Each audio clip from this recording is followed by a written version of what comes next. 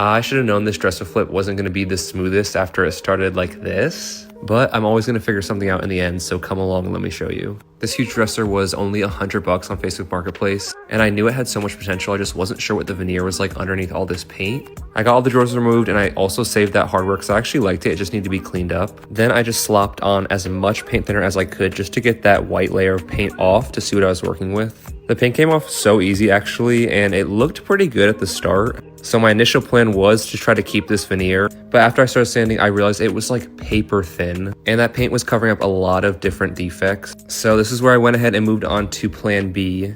I scuff sanded the body and the drawers instead. I know this is controversial, but I left the molding on the sides. However, I had to remove the molding on this bottom piece. I'm going to do a faux wood look, so I really needed a flat surface to work on.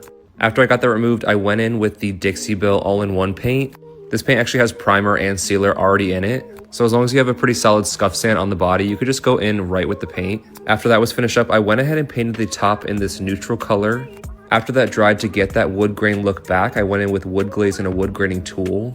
So you just rock this tool back and forth after you put a layer of glaze down. And just like that, you have wood grain again.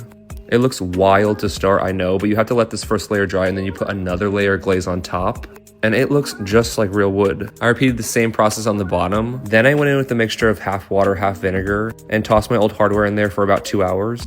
After that soaked, I just grabbed some Barkeeper's Friends and a wire brush, and with a little elbow grease, it looks brand new.